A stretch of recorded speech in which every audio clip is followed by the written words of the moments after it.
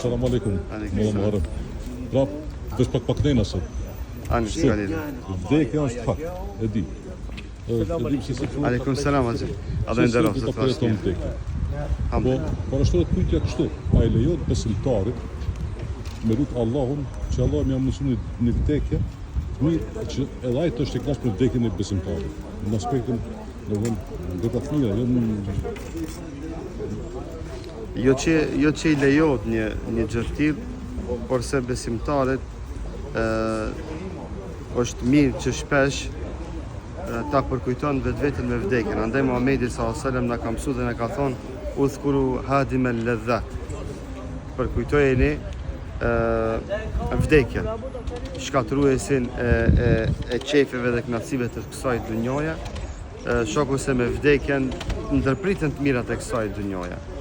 Dhe besimtari është nga urtësia e tij dhe pamësia e tij që të lutë Allahun azza wa jall që të ketë husnul khatime, i thonë, përfundim të mirë.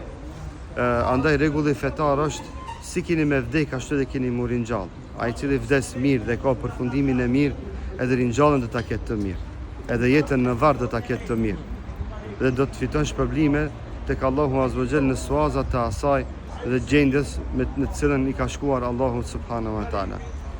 Andaj lum për një besimtar i cili ja bën sajgin vetvetes në lutje dhe në punë të mira që fundin ta ketë të mirë.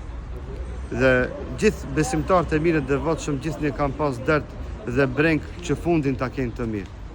E që fundin kur do të shkojnë tek Allahu azza wa jall ta kenë në fund në mënyrë me cilën Allahu do të jetë i kënaqur me ata.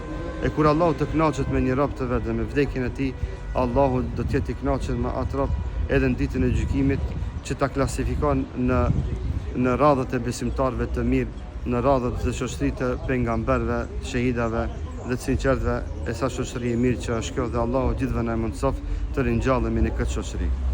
Allah shpërblet. Amin. Zoti ju nderoft. Aleikum selam.